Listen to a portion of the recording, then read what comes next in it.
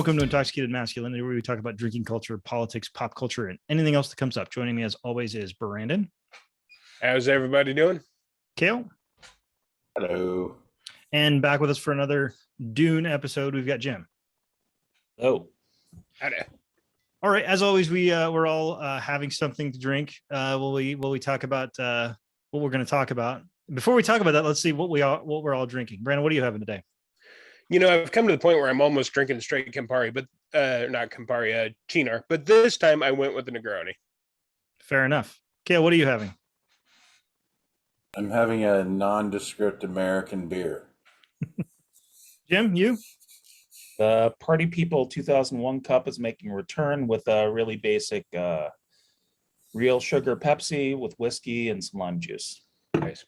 And I am not above a super simplistic tie-in, so I'm having a cocktail called the Desert Bird, because desert.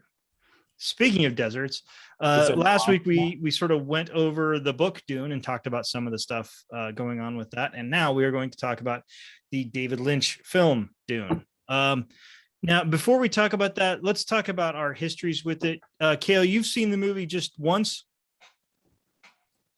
Well, I probably saw it a couple of times, but it's been many, many years. I remember a great deal of it, and today I did do a little rehash on YouTube. I didn't actually rewatch the movie, but I went and watched some other reviews and some other topics about the movie.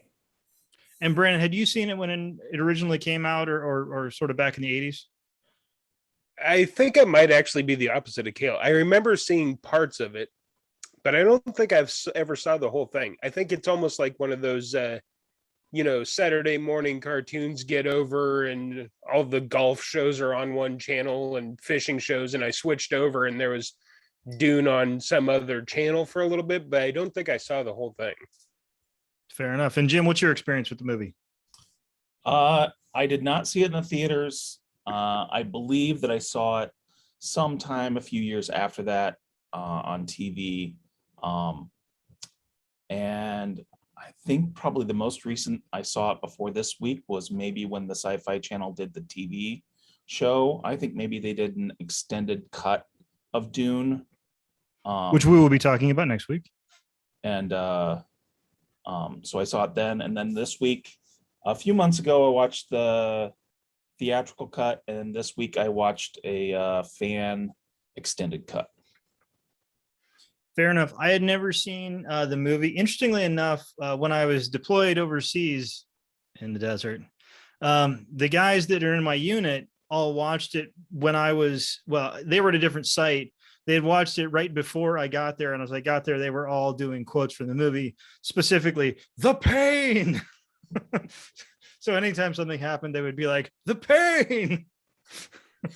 And so my early history with the movie was people in Iraq shouting "The pain" over and over again, which you would think would get old, but it for some reason didn't.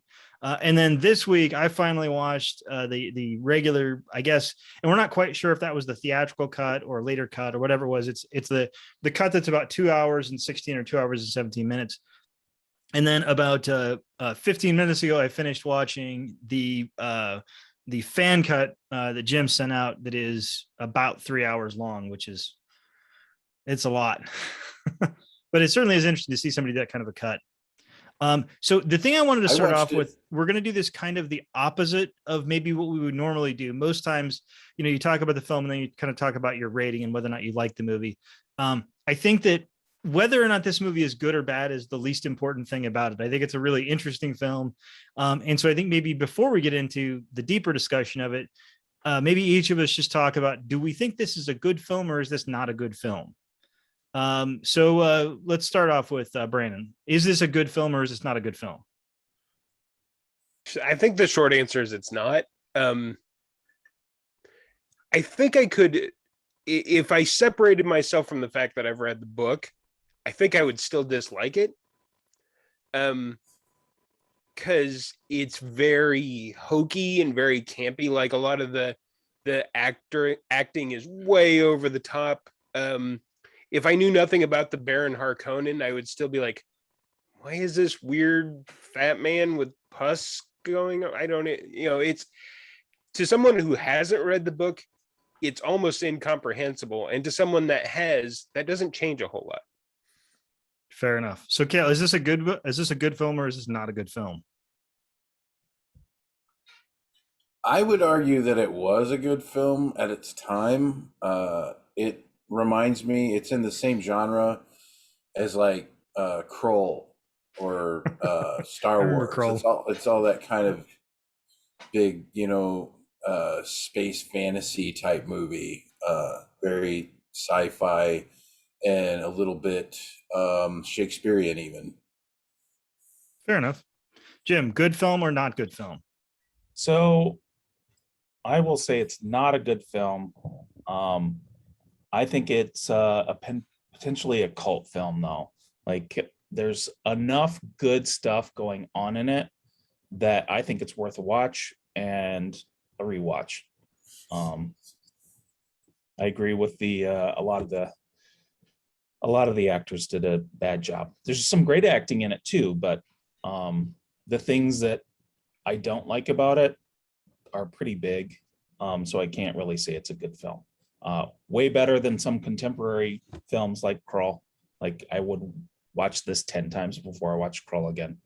But definitely not up there with some of the other best science fiction of the time, like Blade Runner and Star Wars, etc. I think Krull is great.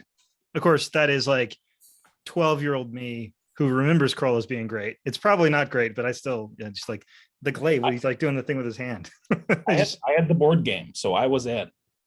I think I agree that it is ultimately not a good film.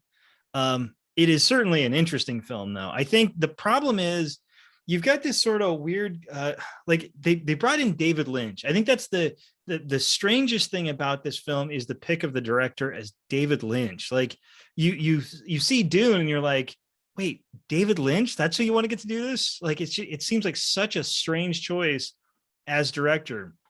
And all like the over the top acting and the over the top music. The music is very over the top in a lot of places too.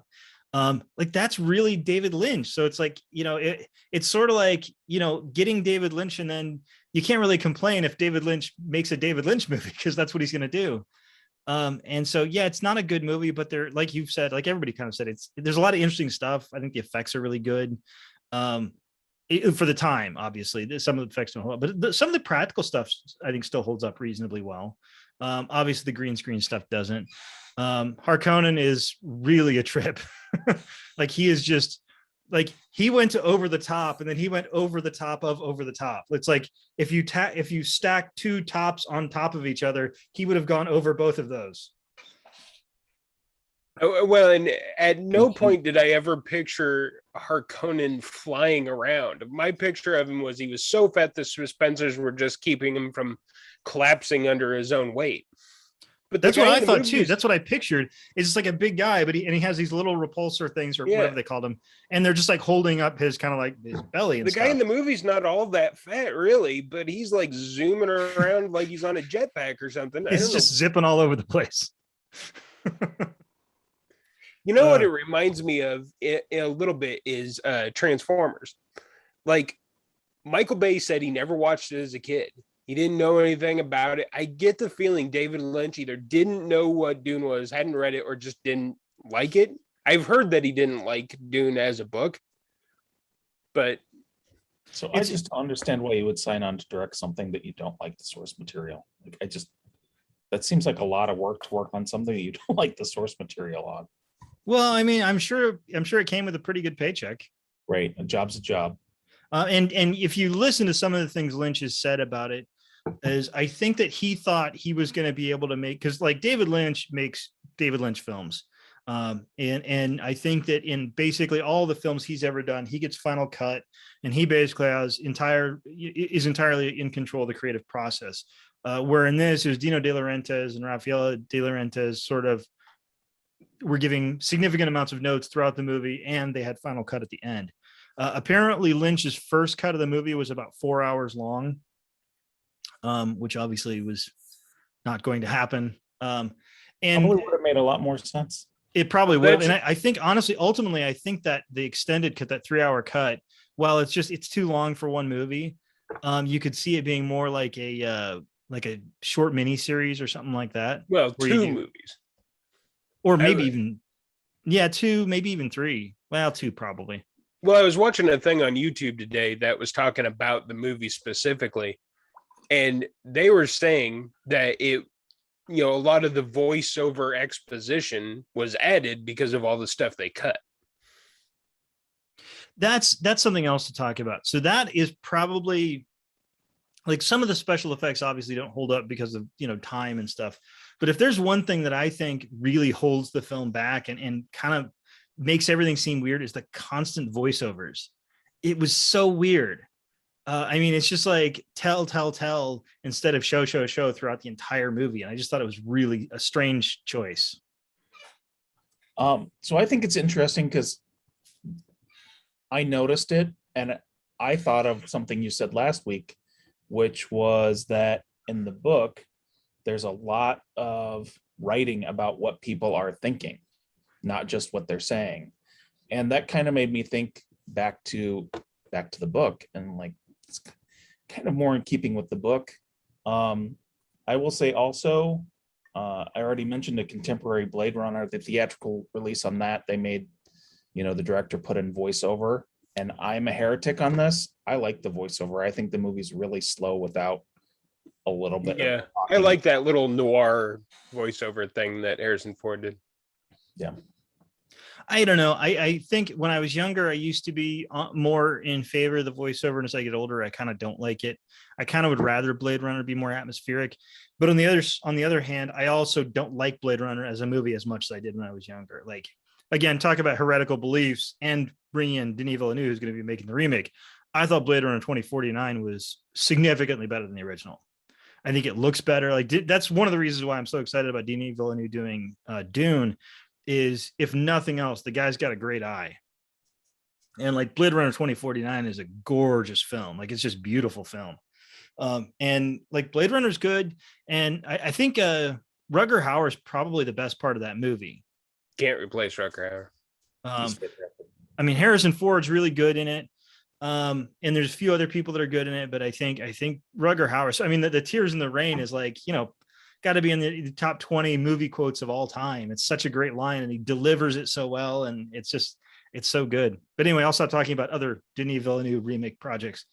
The voiceover I thought it was really weird because it wasn't like it was from one person's perspective, which again I guess is sort of holding up with the book of it not being one perspective. But I think in a book you can do that. I think in a film it's much more difficult to be telling a story from different perspectives. Well, and as I was watching it, I was actually being pretty fair about the voiceovers in my head, though. I was thinking, because I don't know how else you could convey that Paul is seeing possible futures play out. I don't know how visually you would make that happen without any kind of voiceover. I mean, I suppose it could have been done differently. I mean, like the part where he's lying in bed going, Dune, Arrakis, moving. That was dumb. But I mean, at a lot of the voiceovers, there's at least, like for 1984, I don't know how you would convey the idea that he is seeing these different threads and trying to figure out what path is the best one to go to. Yeah, that's fair. It's, I think, and I mean, that's even looking forward to Villeneuve's Dune coming out here next month. Like, it's a tough movie. Like, it's a tough thing to movieize because there's so much stuff kind of going on behind the scenes. The scene specifically that sticks in my head, and I sort of thought about this as I was going into it, is the meeting when Paul and Jessica first meet Stilgar, and like they're all having these internal monologues going on as the whole interaction is going on. Paul is doing things and then saying, talking to himself and saying, well, this is the thing they want me to do, so this is the thing I'm going to do. And that the ultimate thing that I think is the most important or the most interesting thing about this movie is the ending, which I'm not going to talk about yet, but and how I think the movie sort of fundamentally misunderstands what the book is talking about. But yeah, like that scene, it's really tough to film and show all the things that are going on in all those characters' heads with just without doing some kind of telling rather than showing. that scene actually is one of the more problematic ones too, because Jessica's not a pushover. She's not the one that goes screaming as she goes down a cliff face, or, you know, shrieks in fright as, you know, I mean, she's a Benny Jesuit. She's got, I know they turned the weirding into some sort of weird yell gun, but in the book, Yell that's not guns. what it was. It was like a The yell martial gun. arts. Yeah. Ah! It was a martial art. She had Stilgar almost right from the beginning, you know. And Well, to be fair, in the movie she did too. She had him like by his throat, like right off the very yeah, quickly. but then she's like, I don't know, up until that, she's in the movie, it seemed like she very much needed Paul to, you know, make her calm down and all that. Yeah, this scene where they're in the ship and she realizes that Leto dies and she's screaming uncontrollably, and that bothered me a lot. Because that's definitely not her. No. Well, I think if I would defend the movie, and I'm not really going to because I don't think they did it well. I think they wanted to show, because it's something that they sort of show in the book, because Jessica is definitely upset when she learns that, you know, when she feels that Leto died. But I think they're sort of contrasting with how Paul in that moment in the book just sort of shuts down all of his emotions altogether and is totally just, you know, this kind of almost mechanical being. And I guess maybe in the movie they were just trying to contrast to show that Paul was like had sort of drained his emotions away. Although that never really becomes an issue later on, so I don't really know why it's important to do that. Why it's important to even contrast that. Right, because they really call it out soon after that. Like he's staring at the moon in the desert and says something like, "Where are my feelings?" But yeah, then they don't take that anywhere. Yeah, so it's like you could have Never just come left that back whole to thing that. out. Right. Which, I mean, in a movie like this, you really want to look for things that you can leave out. well, and It's it kind of ends like up a not really mattering. bad Sorry, go ahead. Go ahead, Joe. All the things that you're complaining about, all the peeves that you're pointing out, it sounds like an opera. Like everything's over the top. The music is boisterous. The internal monologue is constant. The overacting in certain points and then not enough acting in other points. It's like watching a bad opera. Well, I mean, they call these things space operas for a reason. And that really is Lynch's style. I mean, if you watch other Lynch movies, like that's, you know, it's like, so a while ago, and this is briefly a comic book thing. They hired this artist, and maybe Jim can remember the name of the artist, to do a cover of Spider-Woman. And he was basically a what do you call it? Cheesecake artist, somebody who draws very suggestive, you know, sexualized art. And he drew the Spider-Woman cover, and surprise, surprise, it was a very sexual, you know, sort of a cover. And like people were mad at the artist, and I'm like, how are you gonna be mad at him? That's what he does. Like, you can't hire somebody that does this and then get mad at them for doing the thing they do. It's like, get You've mad got at to Marvel assume for as the hiring them. artist. Yeah, you've got to assume as the artist, that's what they wanted. That's why they hired me.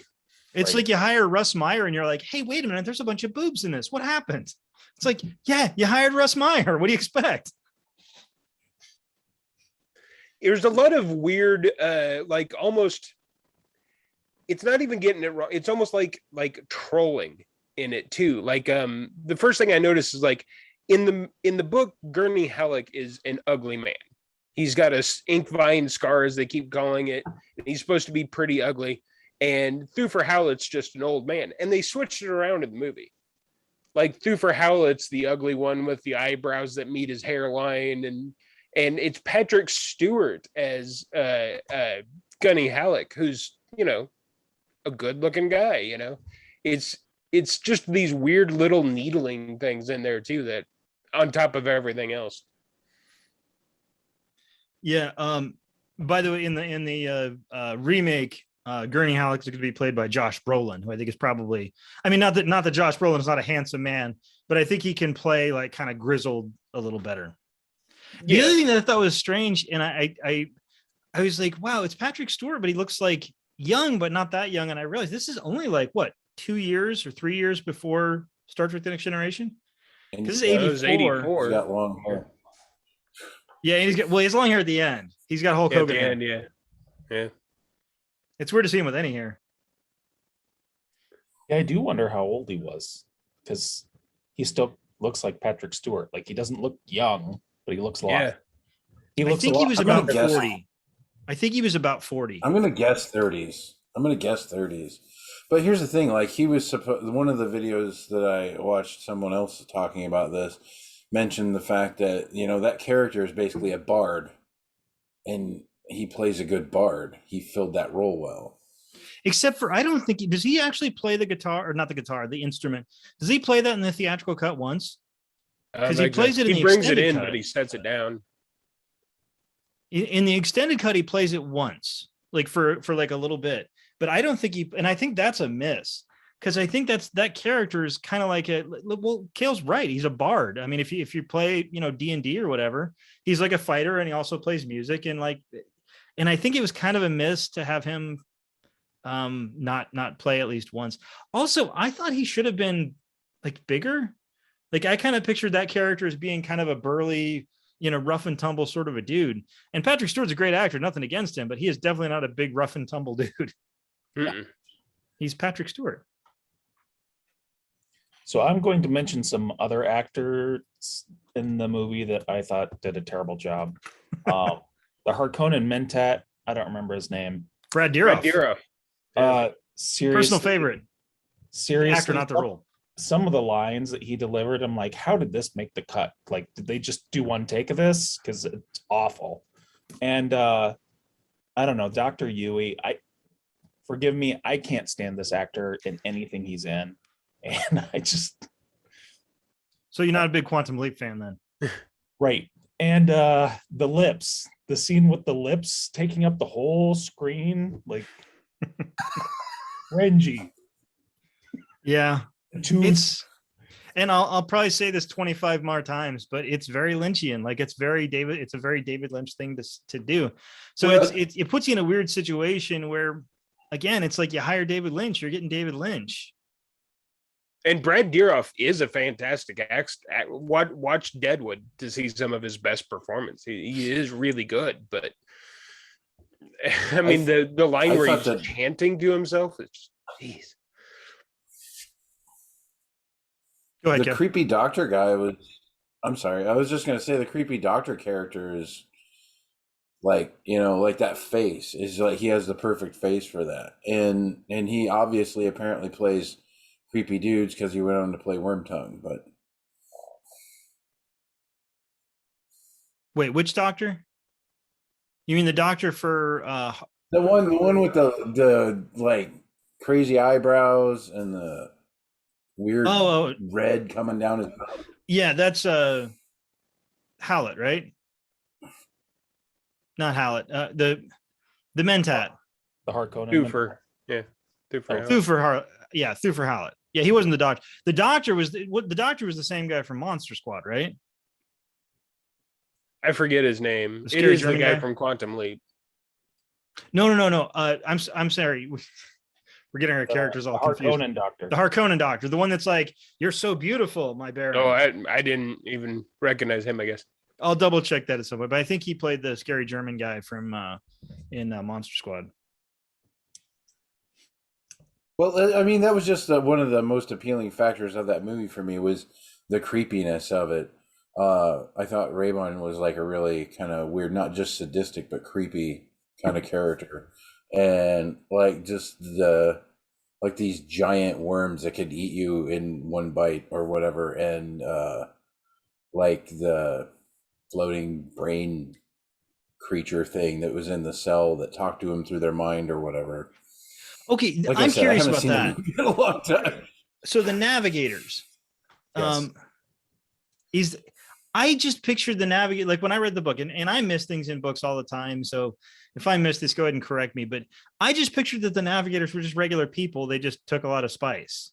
Is that not right? Or were they? So it's been a long time since I read the book. I do remember coming across like an illustrated guide to science fiction once. And the people that illustrated it tried to base it on the actual text of the book and looked a lot more human than in the movie, but kind of looked a little different.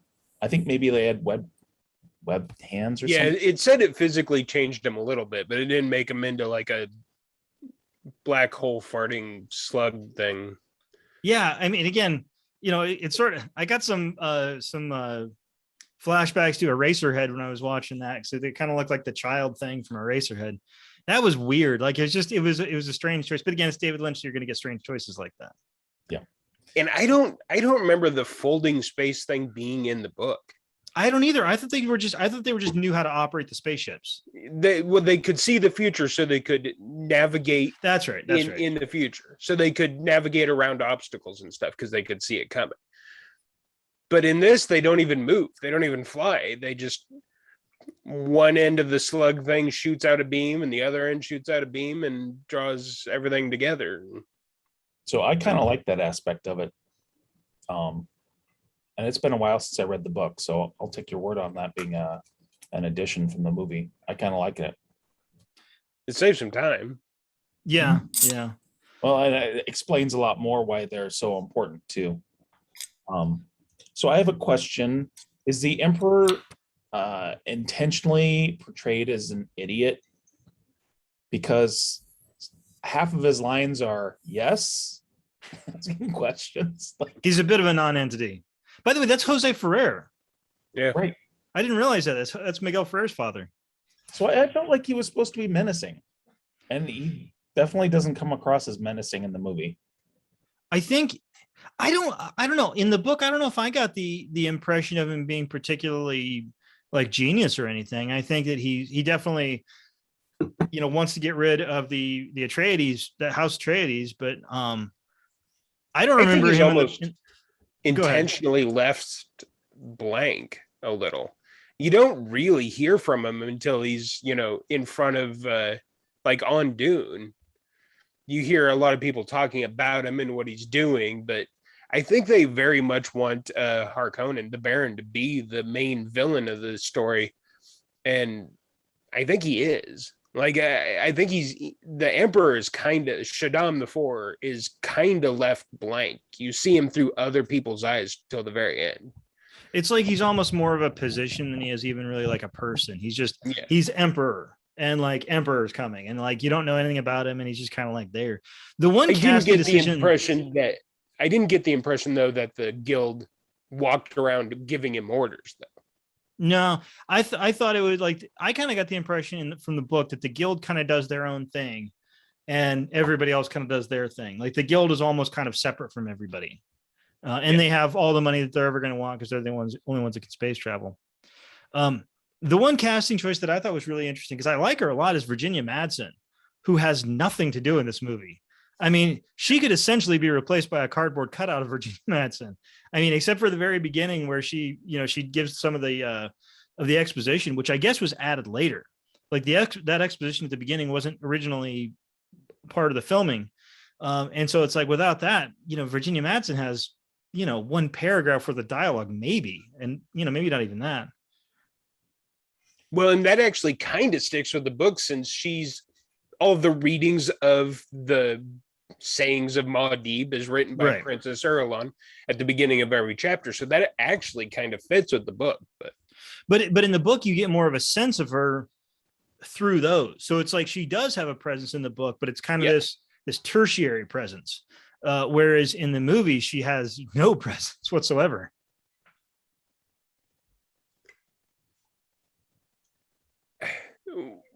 And then you get Max von Sydow as Kynes. Barely even there, really. I mean, it's like, but to be fair, that is sort of like the book, because you sort of get the impression of the book that Kynes is going to be this really big, important character. And in some ways he kind of is, but he also gets killed off almost offhandedly. Well, right. But I guess I'm saying more, you hired Max von Sydow to barely be there. I don't know. Seems like so. I think the castings, because you talk about actors who did not do a great job in their role, and for me, the one that stands out is Sting. Like, Sting is just there making faces. Like 90% of his role is just going like, or like, and it's like show off his cod piece, or to show off his cod piece, which it is quite a cod piece. You got to give him credit. But yeah, he's just like Space always like, codpiece. and like that's his role. Well, and then he's not, from what I can tell, in the new one, both Fade Ralpha and oh God, what's The his Beast name? Raban. No, in the new one, Fade Ralpha's not in it, and Oh, really? Count Fenring isn't in it either. Well, the And Count those- I sort of forgot about in the movie. I know he's kind of important in the book, but I kind of forgot about him when I was watching the movie. Well, they didn't put him in the 84 one either, but I think he's kind of important enough to at least have in there. Because they say at the end that he's on that bloodline, he's a possible Kwisatz Haderach that failed.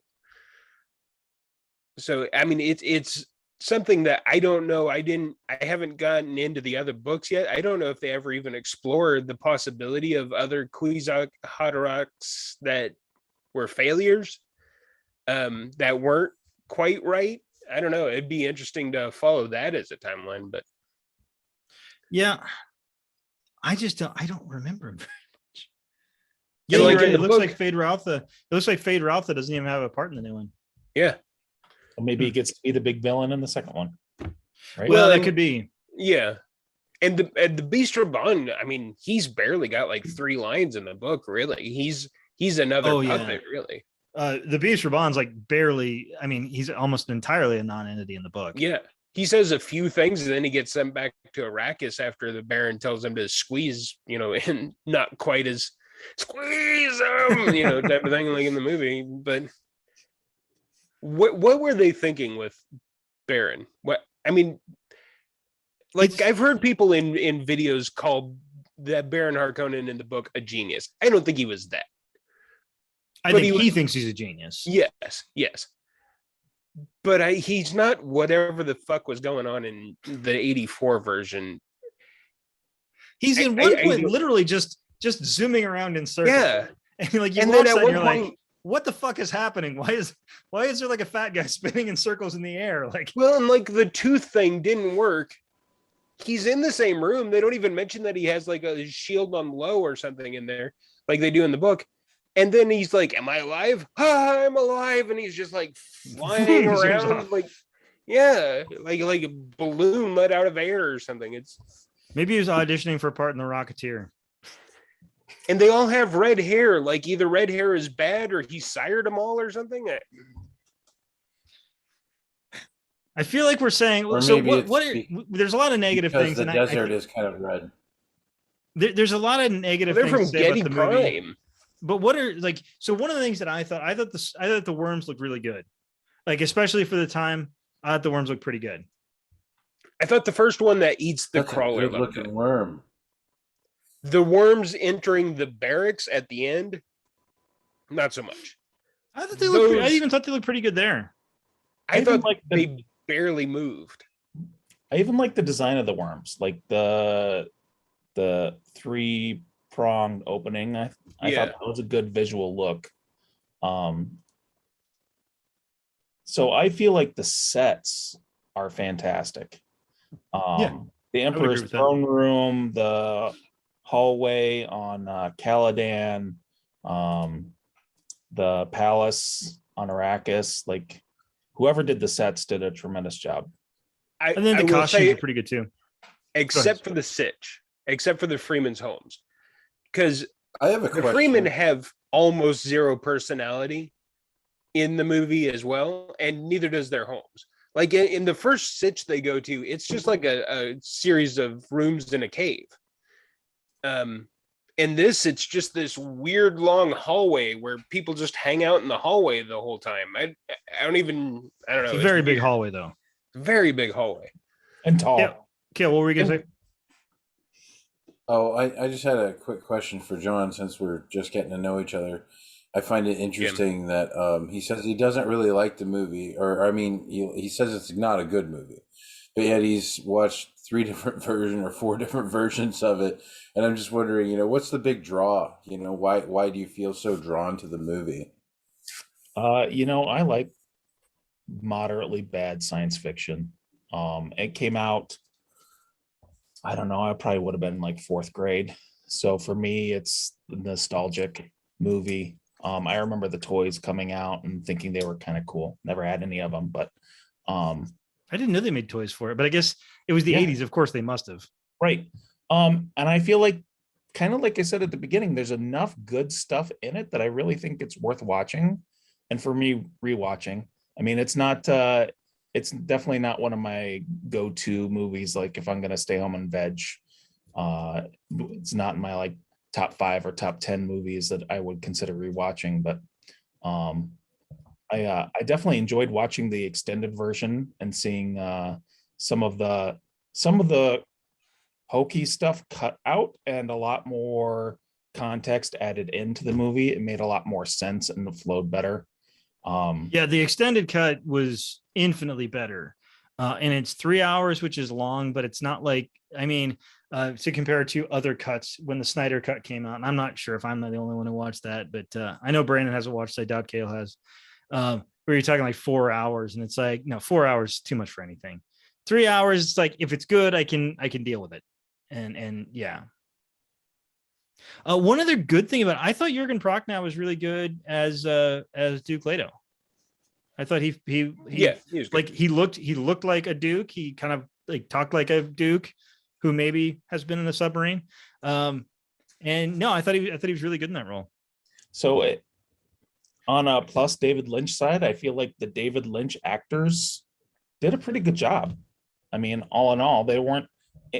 None of the ones that I found objectionable were ones that repeated roles in David Lynch's projects. Yeah, Kyle MacLachlan was pretty good. Again, I think you can have definite beefs with the voiceovers, which we did, and I think that sort of weakens some of the stuff that Kyle MacLachlan was doing. But I always like him in just about everything I see him in. So you were talking about the costumes a little bit ago. One of the issues I have is the costumes for the Harkonnen warriors and the Emperor's warriors. Like, what's going on with that? Like, I didn't understand it at all. Like the one guys like have face plates, and I got the impression from the movie that when the face plate got shattered, that was bad for them. Like, are they not breathing air? I don't did know. not understand I what's think from a filmmaking perspective, I think they wanted the what do they call Sardaukar? I think they wanted them to look different so that when you have, big scenes of they look like different. 200 people running around in the desert, you can say, okay, the guys with the weird helmets with the green light are the bad guys, and the guys running around without the green helmets are good guys. Well, the good guys are the ones yell shooting everybody. Right, yell shooting. The yelling, they like, hey you, and everybody dies. Get off my lawn. I'm not ending anything, but I would like to talk about the ending of the movie. Because for me, of the things that I didn't like about this movie, the ending is bar none the worst. Can I hit a pause on that real quick? Because I wanted to say something about costumes. I wasn't a big fan of the Atreides costumes. Now, you mostly only saw their fighting men, but I always get, especially when you find out that Duke Leto really cares about his people over even his own profit and all that, I don't get the feeling that they're constantly militaristic even at home. Also, with the Bene Gesserit, part of their thing is blending into other cultures. This idea that they have this uniform that would immediately, I mean, in the book, they're constantly like, is she a Bene Gesserit? Or I think she is, or something. But if you have like half your head shaved and a collar thing, I mean, people are just going to know. Yeah, that's fair. The reason I wanted to talk about the ending, so I was looking into some of the trivia on the movie and all this, and there's a quote from Frank Herbert, who apparently was relatively positive on the movie. He liked the movie and thought it was fine, although he had some problems with it. And the biggest problem he had with it was the ending, and I sort of agree with him, in that in the end of the movie, all of a sudden, Paul just makes it rain. Yeah. And I think the problem is, I think Lynch is sort of this opinion that Paul is like a god. But in the book, it's very clear Paul is pretending to be a god. They're using all these prophecies and all this other stuff to basically fool the Fremen, which, it sort of makes Paul in kind of a bad light too, that he's using these things to get power. and that he's not a god. He doesn't have special powers. I mean, they have the special fighting style and all that, but that's not god powers. That's just something they've been trained to do. And I mean, the Bene Gesserit are going around to all these different planets and planting all these prophecies. I mean, these prophecies aren't something that rose organically. It's something that was very specifically planted on the planet. So in case there's ever a Bene Gesserit who gets stranded there, they can say, "Oh, the prophecy," and all of a sudden just be put in charge of everything. And so I think the ending of the film is really, really, really misses the point of the book. But what do you guys think? Yeah, I hate the rain. I don't understand it at all. And Can't rain all the time. Like you, missing the point, because it definitely gets some play in the first book, Dune. Definitely the next book and some of the other books really deal with Paul and the family struggling with what they have unleashed. Like, he didn't really have an option. Like, it was his best worst choice. But even at the time, he's struggling with, wow, what am I unleashing on the universe? Well, and I mean, in the first book, Jessica is sort of always warning him about that. Like, you can use this, what you've got here to try and win this battle, but be very careful about unleashing this sort of religious fundamentalism into the world. Where yeah, he feels she's the one pushing him towards the job. But well, and the rain would have ended all spice production and killed the worms too. So I mean, there's just zero reason, even if he had the power, to have done that. He does have some sort of powers as far as prophecy and seeing in the future, which is what the magic MacGuffin, the spice melange, does for him. But it's not, I can control the weather all of a sudden. Right. Yeah. Yeah. He does have some precognition, but that's about it. Like, he's not, he's not telekinesizing some fucking buildings at people or anything like that. Like, it's pretty, he can see into the future, and he can't even see into the future for sure.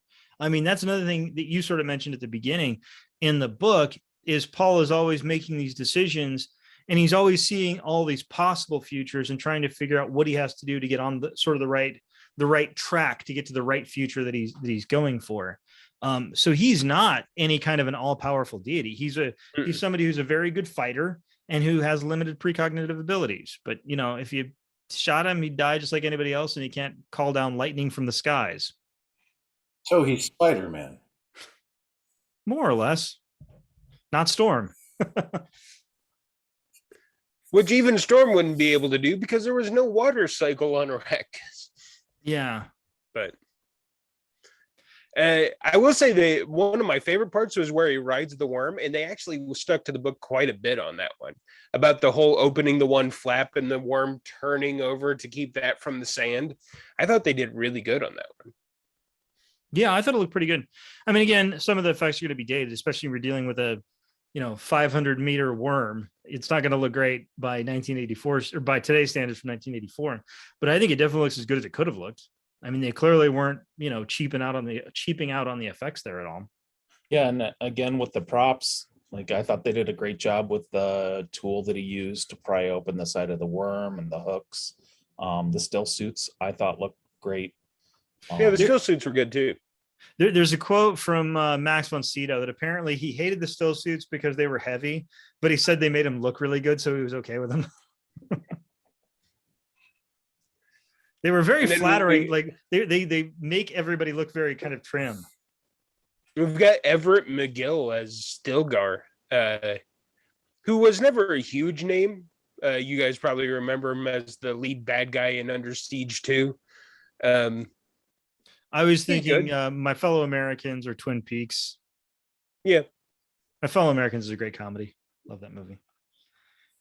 And Everett Mcgill, by the way, that's another good reason to watch the extended cut, because in the extended cut, Everett McGill is able to do something. Because again, like in the theatrical cut of the movie, Everett McGill is there to announce what's happening in that scene. He's like, "We're doing the Water of Life. We're doing the Ride the Worm thing." That's pretty much it. And in the extended cut, at least he's given a little bit more stuff to do, because he's good, and he doesn't do it here, but he plays such a good bad guy. Like he's just a great, like such a, like he can have such like mean expressions and stuff. He's a great bad guy. So the other character. Oh yeah, he was. I'm sorry. No, go ahead. Go ahead. I was just gonna say he was Major Powers. From what? Or Oh yeah, from Heartbreak Ridge. Heartbreak Ridge. Okay. Oh, that's right. Yeah. He was also in a Stephen King adaptation called Silver Bullet, which was an adaptation of Cycle of the Werewolf, which is one of those weird short little Stephen King books that I don't think anybody ever read, but or as little as any Stephen King book is read, since every book has been read by at least like 5 million people. Right. So one of the other characters that I felt like really benefited from the longer version was the Duke. I feel like he got plenty of lines in the theatrical release, but you don't really see the character evolution of him being confident about what's going on, to being frustrated with everyone, to being like, this is not going well. And in the extended cut, you really do get to see that evolution. And it kind of circles back to people being uncomfortable with Paul.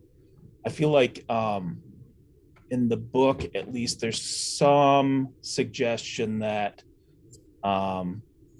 that Gurney feels like Paul is really falling far from the tree. Like he still loves him and mostly believes in what he's doing, but he's not the Duke. And even though the Duke definitely didn't win in the end, the Atreides guys are still Atreides guys, and to them, the Duke is the ultimate Atreides. It's not Paul. Yeah, I think Halleck, he's definitely on board with the Fremen, but he's not a Fremen, and he's not really going to become a Fremen. Like he's kind of, I think he understands how important they are for the effort and all this other stuff. But he's definitely apart from them. I don't know. I really just feel like when you go through the book, it just makes me wonder how you could make this and do it in a way that really works, because I think there's so many things about this that are so tough to get right. Especially, I think the number one thing that we talked about, kind of extensively, is all the stuff about what people are thinking and all the ways in which they're communicating. So it's like, how do you show on screen that somebody is shaking hands with somebody in a certain way because they know that's the way that person wants to have their hand shaken, because they're smart and they've sort of intuited all these things from their, their culture and the things that and their actions. How do you show that? It's just, it seems like it's almost impossible to film. A lot of times I think when people say that something is impossible to film, they mean, oh, it's too big, or it's too, it would cost too much money or whatever. But in this case, just narratively, it's incredibly difficult to sort of show the things that Herbert's talking about in the book, just because they're so kind of internal and kind of an internal monologue. Well, I'm also very curious about how they set the scene. So I really hate the princess prologue at the beginning of the film, but there's so much weird stuff that's setting the stage for the story, like there not being any artificial intelligence in a science fiction movie where they have interstellar space travel is really important. Because it sets the basis for the Mentats, the Bene Gesserit, the Guild, and they never really explain the Mentats. Right. They basically just say they're Mentats. Yeah. Also, I would completely redo Alea too. To me, she is unsettling because she knows so much, but she's still an empathetic person. Like there's times where she realizes that people think of her as a freak and it hurts her feelings. But she has no doubt when she goes in to see the Emperor that she's going to live through that and all that. So there's a fine line, but whatever the Lynch one version of her was supposed to be, it came off as very one-dimensional and predictable. Exactly what you would think if you said, "Oh, we gave 1,000 years worth of memories to a newborn." But then I don't know. again, I mean, she literally has one scene in the movie. And I mean, even Yeah. in the book, she has more than one scene, obviously. There's a little bit of her growing up and a little bit of her interacting with people. But I mean, in a movie where you've got, let's say if you're making a long movie, 3 hours, and it's one character out of 40 or 30 or whatever it is that you have to sort of introduce, like, how do you put that across? And I mean, I think like the Marvel films, as much as I'll get hate for talking about the Marvel films, but I think they do a really good job of that. They do a really good job of sort of shorthand introductions. Like a person says this line, and that sort of tells you a little bit about their character without having to explain it. But again, with this, I think it's really tough. I'm going to be really, really interested to see the Villeneuve movie and see how he does that. How would you feel if the Villeneuve movie just did like half the book? Like, what if That's what I heard today, that's what he's doing. that could be? I mean, that could be The interesting. first movie is only half the book, half of book one. Like, say it only gets up to Paul joining up with the Fremen, for example, which I mean isn't exactly halfway, but I think it's like close. You see, you get them coming from Caladan, to the thing. You get you introduce the Baron, you introduce the Duke, you kill off the Duke, you kick Paul out of the main city. There is Alakeen the name of the main city? Arakeen. So, you kick him out of there and you get Jessica out of there and you sort of get them joining up with Fremen. And like the last scene of the movie is, Paul walking off with the Fremen to, sort of be indoctrinated, or to, well, be indoctrinated and indoctrinate, because he kind of does both. Right. Yeah, I'm curious about where they will cut off and make it still a climax for the first movie.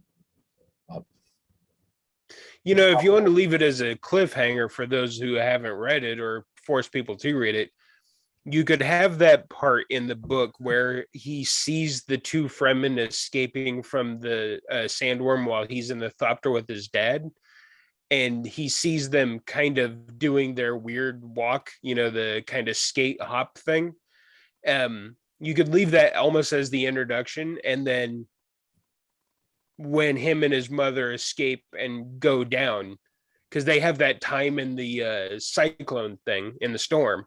And then when they go down, you could almost leave it there, like you see the Fremen approaching them or something, kind of leave it like you don't know if they're dangerous, but you've got this little bit of introduction through Paul asking questions, through the story, the visual story things. By the way, that reminds me, do you think they do, Jim, you ever read the L. Ron Hubbard Decology? I think it's Mission Earth is the other one. It is Mission Earth. Battlefield Mission Earth, the other one. Yes. Yeah. Remember in that one where they have that thing that they can put a disc in and it just shoots the information straight into their brain? I don't remember that. It's been a long time since I read it, but yeah. I certainly remember the movie. I think that's kind of what they do with those books that Yui has for Paul as he goes through them as they're on the trip to Arrakis. I don't know. I think that would be an interesting, you could probably cover a lot of ground through flashes just in those books, but. Well, I mean, if you wanted, you could end the first movie just with Paul and Jessica flying into the cyclone. Yeah. So I thought in the extended cut, they used the books to do a lot of little snippets of background, like the Holy War that got rid of the computers. They do that with one of Paul's tablets, which that could work. Well, yeah, I guess actually they did that. That is the one in the extended cut. They sort of do mention the Mentats and why, a little bit of why they are because of that whole thing. Those drawings were terrible, by the way. The what? The drawings look like they had a fourth grader do the drawings. They were bad. But I don't know.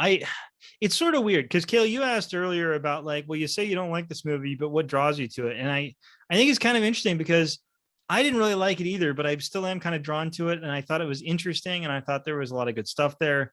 While at the same time, I complain about, 60% of the actors in the movie. Sting, I don't know. For me, I think Sting was the most notable just because it was such a goofy ass role. And again, he has like 5 lines of dialogue, like even the extended cut, he's got like 10 lines and like 7 of them are, I'll kill him. I'll kill him. Well, and without the gladiator thing, in the movie, Fade Ralpha is just some pretty guy. It's the Beast Raban that looks like the truly dangerous one, and you only get like this one offhanded line that he's been brought before the Emperor, and then you find his head in there. Yeah, like Fade. Without reading the book, you have no idea if Fade can even fight. Right. The Beast Raban, by the way, in the new movie is going to be Dave Bautista. So Yeah. Bautista playing the Beast. Kale, what sticks in your, and you being the one that has seen it the longest amount of time, what sticks in your head about it? Like, what do you remember from the last time you saw it? Well, let's see. There was always the constant, the spice, and I remember the worm vomiting, and when Paul and Sting fight, and like he's got that little blade that comes out of his suit. It looks like it's coming out of his ribs or whatever. I think it comes out of his Paul's hip, like, doesn't it? It's out of his head. Well, he's like, I will bend like a reed in the wind. And, because of his training or whatever. And the creepy little girl saying, my brother's coming to kill you or whatever. And it was just like you said, like I haven't seen the movie in forever, but like there's parts of it that I'll never probably forget. Well, I think there was that period because you mentioned Krull, but there's also like what's the one with the dark where Tim Curry plays the darkness? Legend. And like there was an Excalibur. There's like a few other movies like that where they were making these really bizarre, like sci-fi fantasy movies that were just bananas. The Dark Crystal.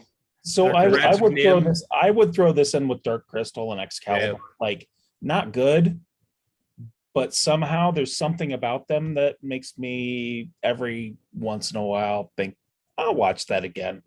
And like with Excalibur, there's real parts of that movie that I'm like, that's fantastic. And then by the end, I'm like, why did I watch that again? That's really that movie. But again, I think you can like movies that are bad. Like there are movies that aren't very good that I love.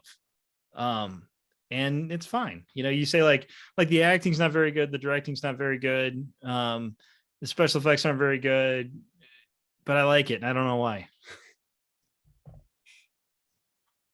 I have a movie that is not this movie, but there is a movie that I know isn't good, but I probably watched it 12 times. Is it Deuce Bigalow? No, it's called Unstoppable. It's got Chris Pine and Denzel Washington in it. It's about a train. And it's a highly over-exaggerated Hollywoodized story about a runaway train. I think it's a remake, isn't it? Like the real life story of because it really happened was way simpler than the movie was. And they just, they made it like super complicated and very dramatic and over the top, kind of like this movie's very dramatic and over the top. But you watch it, and I would watch Dune again.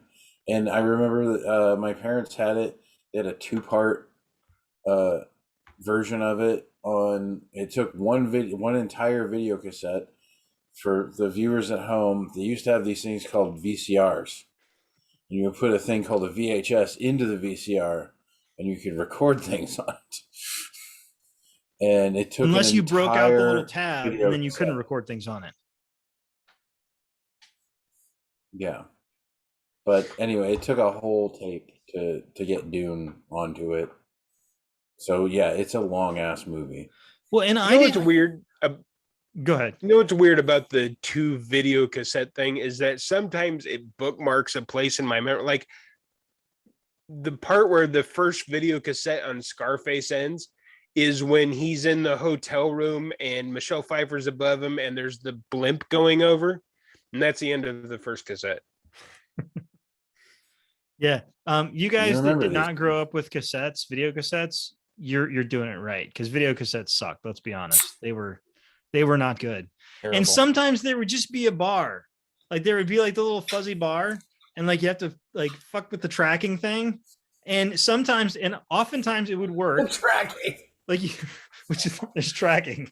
Like, why is there tracking? That's the stupidest thing in the world.